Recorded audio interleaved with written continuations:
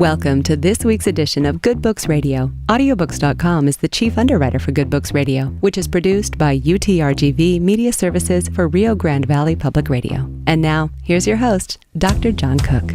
Welcome once again to another edition of Good Books Radio. I'm your host, Dr. John Cook, and with me this week is Rita Marie Johnson. She has won multiple awards for her work as a founder and CEO of the Rasur Foundation International, and her initiative, The Connection Practice, continues her tireless efforts to create authentic, practical solutions to our most challenging personal and societal problems. She lives in Costa Rica, and she works globally with headquarters in Dallas, Texas. Her book is called Completely Connected, Uniting Our Empathy and Insight for Extraordinary Results, and it's a fascinating read. Rita Marie, welcome to the program. Thank you, John. So happy to be with you this morning. I'm glad you're here, too. I'd like to start by getting people a little more familiar with Costa Rica as a country, which I'm sure many people don't know much about. The fact that they haven't had a military since '48, that they have a ministry of peace, that they're working on creating ministries of peace throughout the globe. Yes, and just a point of awareness, I don't live in Costa Rica anymore. Actually, our headquarters are now in Gilroy, California. I'm living here now. I still have a connection with Costa Rica in many ways, especially I have just a delight in my heart every time I think of Costa Rica. But at any rate, we're focused on the United States now. Costa Rica, like you said, is such an incredible model of peace. In the 22 years that I lived in Costa Rica, I never met a Costa Rican who didn't want their country to identify with peace, to stand for peace. Sometimes they were concerned about keeping their national identity with all that's going on in the world, but they were so devoted to that ideal. And that inspired me over and over again in my 22 years there.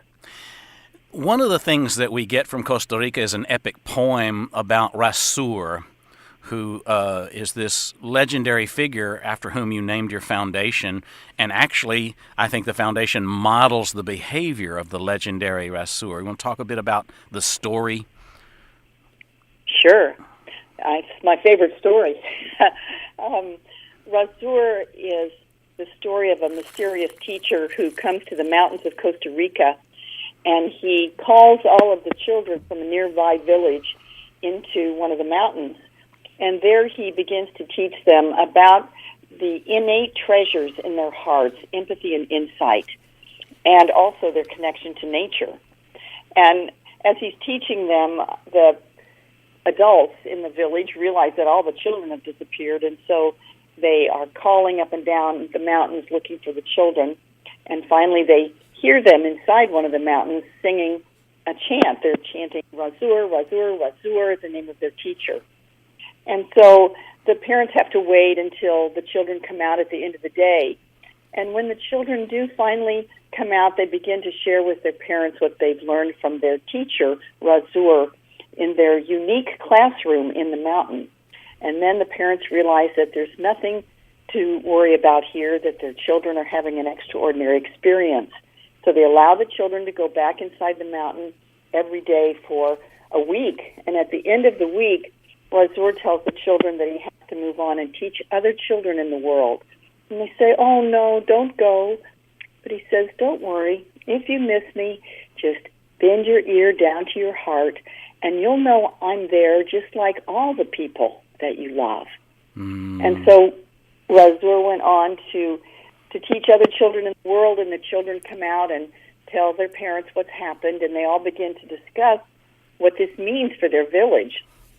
And one of the men says, before directing the lightning in the sky, we must first harness the storms in our own hearts. And they all agree with that, and they realize that if they continue to tap these treasures in their hearts, that they'll continue to be a culture of peace, and that perhaps all of Costa Rica could become a culture of peace. So this poem was written in '46, and as you mentioned, the Army was abolished more or less out of the blue in 1948. So it's a very interesting coincidence there. I have to follow up on the notion of the heart, listening to the heart Rasur said to do, and also the notion of social social emotional learning. We know a lot about the heart. You inspired me to read the Heart Math book with some of your earlier works, and we probably ought to get people familiar with what I call the heart mind. Mm-hmm. Yes, Heart Math has inspired a good deal of my work, and the Institute of Heart Math has been an incredible supporter of the Reservoir Foundation and our work in Costa Rica getting this practice into the public school system. When we talk about the heart mind, what we're really focusing in on is the connection that is going on all the time between the heart and the brain. And what we now know is that there's a physiological state called coherence, which is when the heart and the brain are in energetic alignment and cooperation. And this is a state that builds resiliency. This is when our personal energy is increased and we don't waste energy. We're completely present. Basically, when we're in this coherent state, we show up as our very best selves. We are more creative. We have better impulse control. We can solve problems more effectively. We're even more physically graceful when we're in this state called coherence, when all of the oscillators in our body, the moving parts in our body, are all in alignment with the heart and the brain. Everything gets entrained to the heart and the brain so that we are maximally using our energy in a productive, creative way. Mm-hmm. So coherence refers to a synchronization of our physical, mental, emotional systems, and it can be measured, right? I mean, the heart rhythm patterns show the difference in coherence and negative emotions like frustration, which inhibit brain function. Absolutely. We have this wonderful software from the Institute of Heart Math called the M-Wave, and on the screen of our laptops, we can see our heart rate variability, which indicates our coherence or incoherence. So when the wave on the screen is a nice, even, rhythmic wave, that indicates that the heart and the brain are in coherence. It's as if the heart and the brain are having a lovely conversation. They're communicating well together.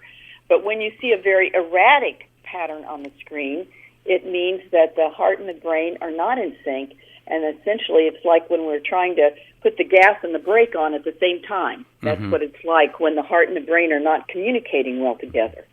See, and this adds some other information from the Heart Math Institute, that the heart actually has tens of thousands of neurons comparable to a cortical sphere of the brain, and develops before the brain develops in the fetus.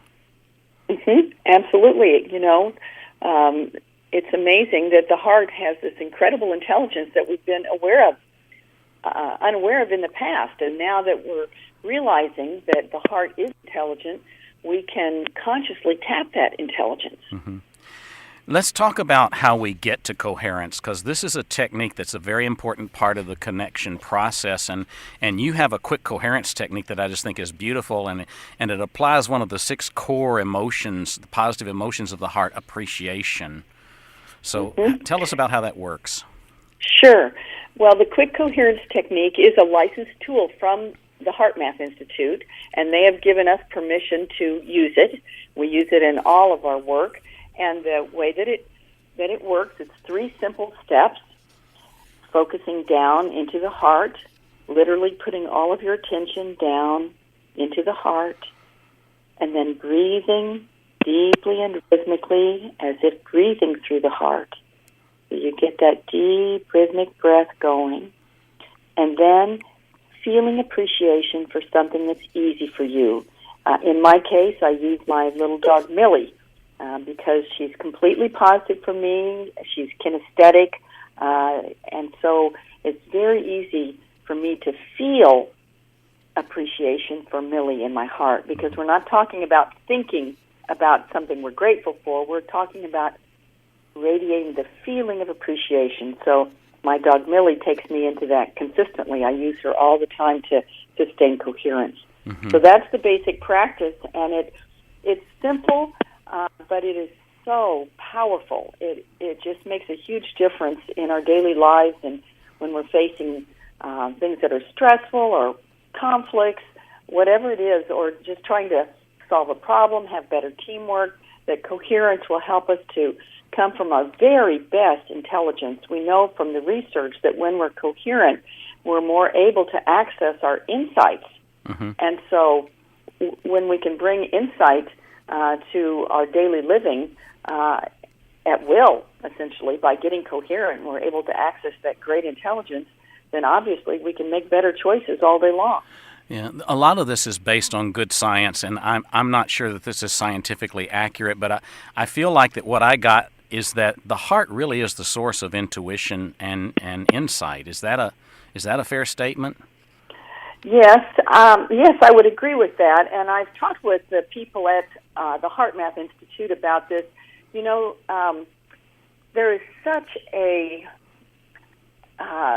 quick communication between the heart and the brain that when we talk about this intelligence of the heart, that really it is this combination, like a synergistic combination of intelligence of the heart and the brain, because the messages go back and forth with lightning speed. It's like the chicken or the egg. Mm-hmm. And so, you know, it works like that. And at the same time, what we know is that when we create a coherent heart through the steps that I just led you through, that when the heart is coherent, because it's the strongest oscillator in the body, the strongest moving part is our heart.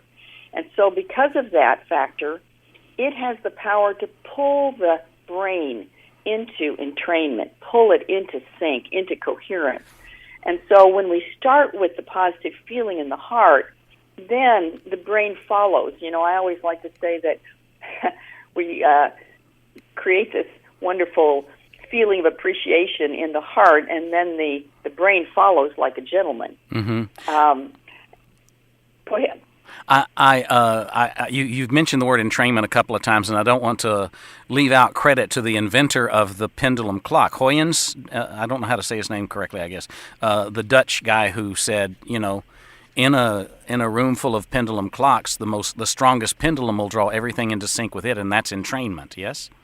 Exactly, and that's how our body works, because our body is just like a system of clocks. It's like a clock shop, and the strongest clock, you could say, in the shop in our body is the heart. Mm-hmm. And so that's why it has that power to pull the brain into entrainment. Indeed.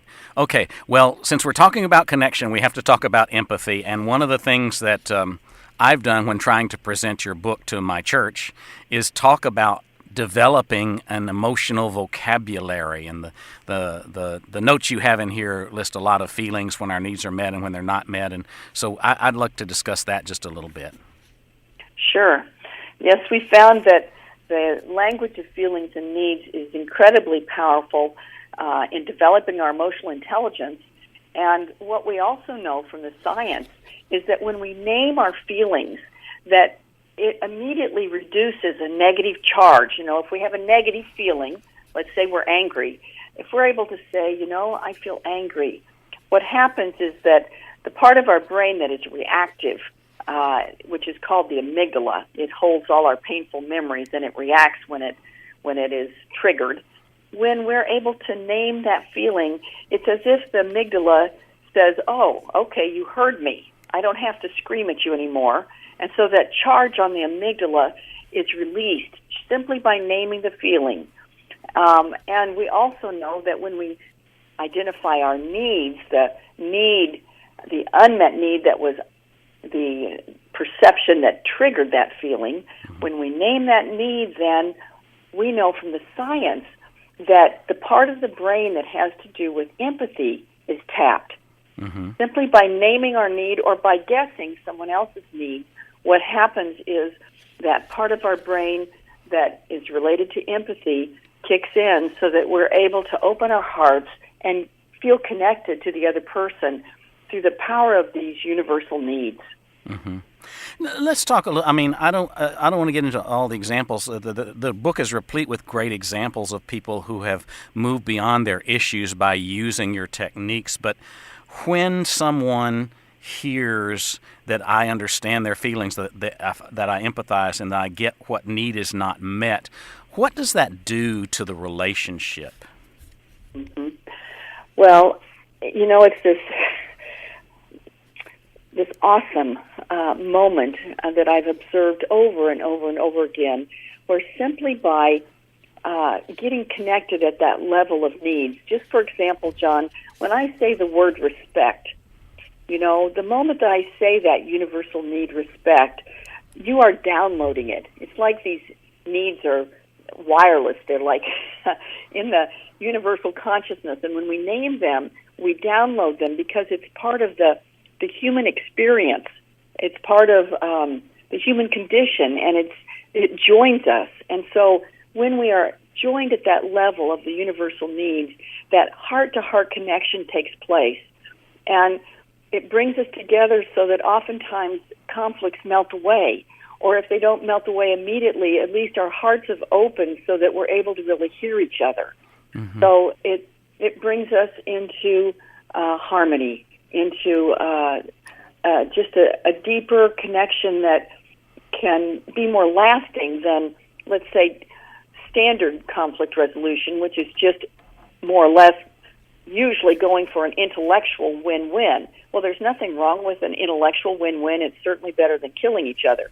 But when we get connected at the heart level by really relating to each other's universal needs, it's just a stronger connection, and it's likely to take us through whatever challenge comes up next. It's a lasting connection. Mm-hmm.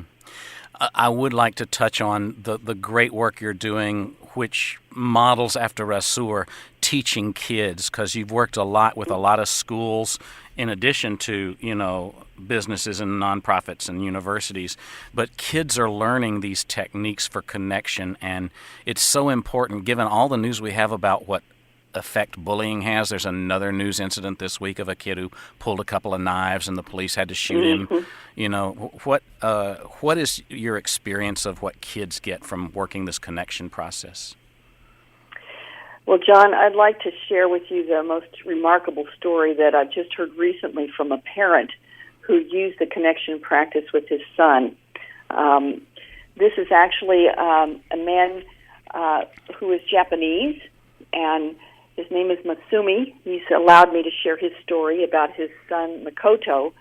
Masumi was a man in the past who was very work-oriented, working many, many hours a week, not having much time for his family, really thought that profits now would bring happiness later to his family. And he's a CEO, owner of his company. So one day, 3 years ago, his 9-year-old son, Makoto, told Masumi that he couldn't stand up. And Masumi thought he was joking, and he tried to stand him up, but his leg muscles didn't seem to have any strength. And so they took him to the hospital, and the doctors couldn't figure out what was wrong, and Makoto had to start using a wheelchair. So at that point, Masumi was desperate, and he stumbled onto nonviolent communication. He read the book, and his wife did the exercises in the back of the book. And then after doing that, they learned about the connection practice. So Masumi was taking a connection practice course where he was walking what we call the connection path. And as he did that, he had an insight about the feelings and needs of his son. He realized that his son was terribly lonely and that he needed connection, that he needed deep heart connection. That's what came to him as he walked the path.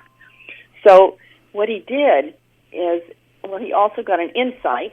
Besides understanding the feelings and needs of his son, he got an insight because he'd gone into coherence. And the insight that he had was to invite his son to go on a walk with him, because he hadn't taken his son on a walk for a very long time, especially in nature. So anyway, the next day at breakfast, he said to his son, would you like to go on a walk with me? And his son responded, yes. He said with a radiant smile he'd never seen before on his son's face. And then he asked his son, are you feeling lonely, and is it important to you to be connected heart to heart with me? And Makoto took his time, and then finally he said, yes. Wow. And so what happened is that evening, John, after 2 years of not walking, Makoto stood up and started walking again.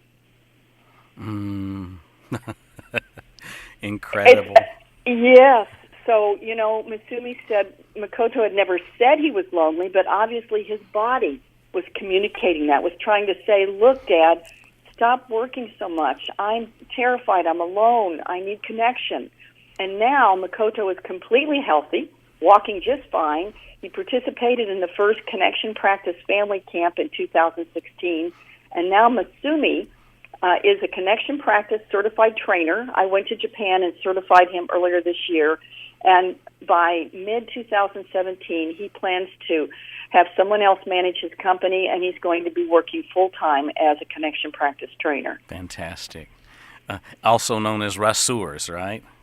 That's right. Also known as Rasurs. This is what, Masumi has become. As a parent and now as a trainer, he is a Rasur, teaching the same things that Rasur did in that wonderful tale, teaching about our innate qualities of empathy and insight. Our tagline is empathy plus insight equals connection.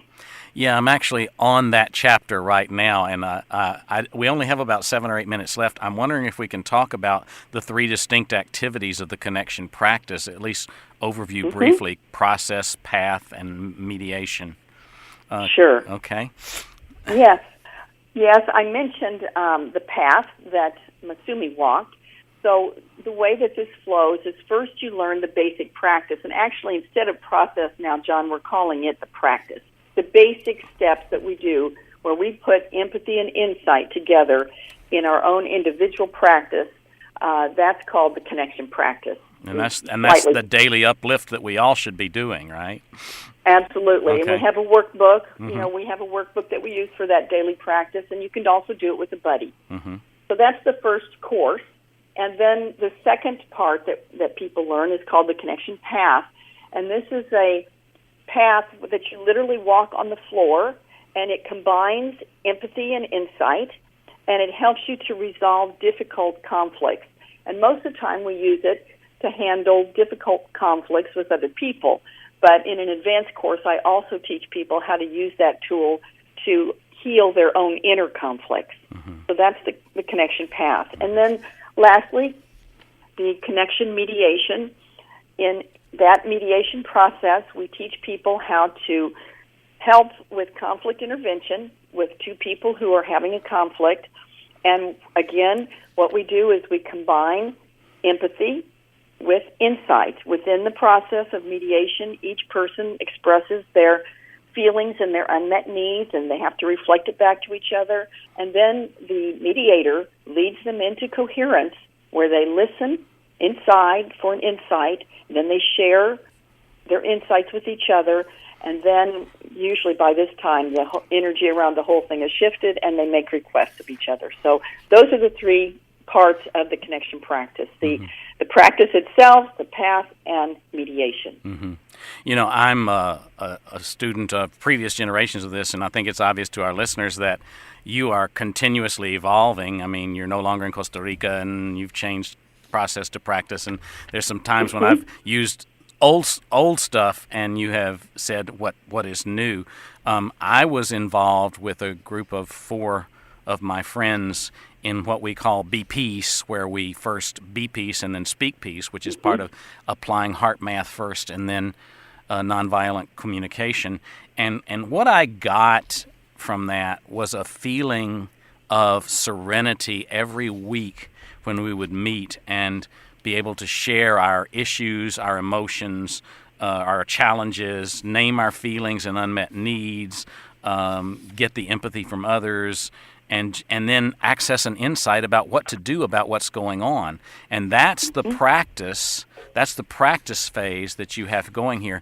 But what I got from it was not just better feelings about how to deal with people I didn't know how to deal with, but just an unburdening. I mean, I weighed less then. It was like all of my physical and emotional health issues were there. So this is such a powerful thing, and I don't know how you first came across it, but I'm interested to know how you stay inspired and continue to evolve with it, I guess. Well, it's by doing it myself in my daily life, and every time I observe these incredible shifts, just like this story that I just shared about Masumi and Makoto, it's just so awesome. I never get over the awe factor myself.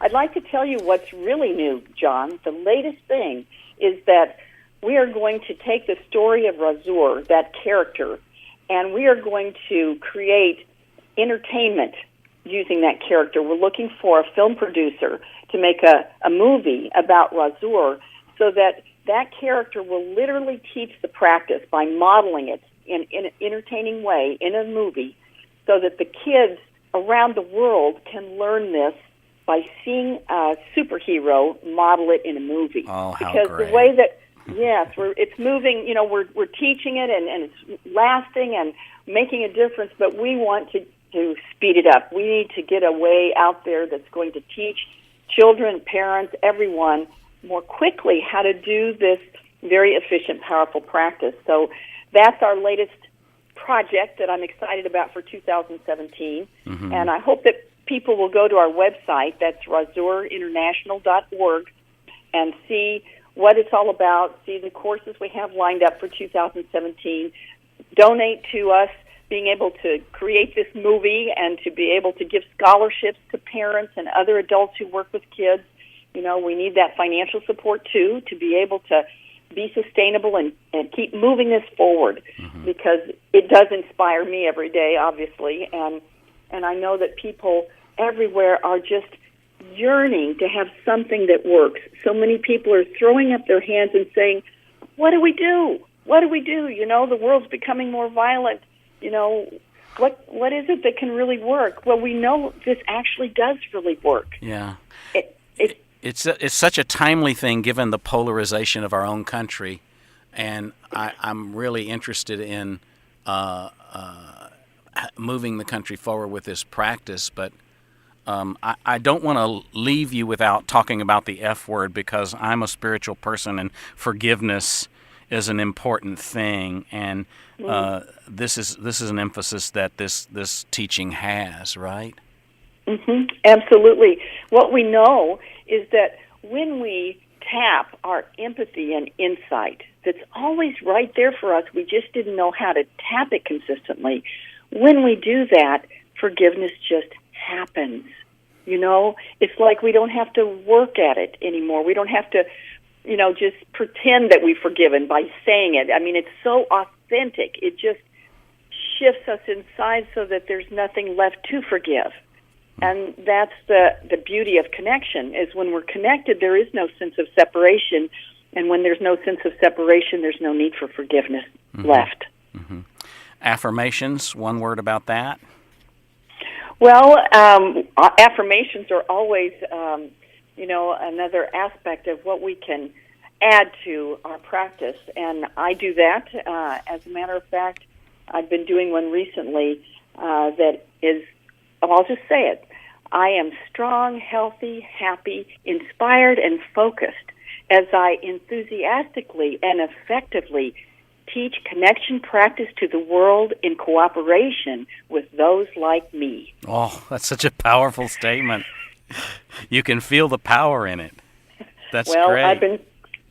Thank you. It works for me. Well, the vision of the Razur Foundation is a world where every person practices the art of connection and passes his gift on to the next generation, like Razur was trying to do with the children of the village. So you're doing a great job of that, and you're evolving constantly. And I do encourage people to support what you're up to and get this book, which is a very helpful book, even though it's already dated. Because of how much you've evolved since then. Any last words for listeners about Completely Connected? Well, I would just like to help people to get the complete picture by imagining that you see your feelings and needs on a horizontal axis, and then you see your heart and your brain on a vertical axis. That intersects with the horizontal one. In other words, there's this cross, and in the middle where they intersect, that's the synergy of empathy and insight that leads you to connection. So just picture that in your mind and know that that's right there in your very heart, accessible for you, and that there's a way to learn to practice it in every moment. Oh, wonderful. We've been talking with Rita Marie Johnson. Her book is Completely Connected. She's the CEO of the Rasur Foundation International, and you should look into that. This is a very readable book, it's a very affordable book, and it's a very enlightening book. I'm your host, Dr. John Cook. I remind you that if you don't catch our broadcast, as it happens 4 times a week on 88 FM, you can also catch us on YouTube at our channel, which is Good Books Radio, Strong and Cook. I'm your host, Dr. John Cook. Thanks for listening.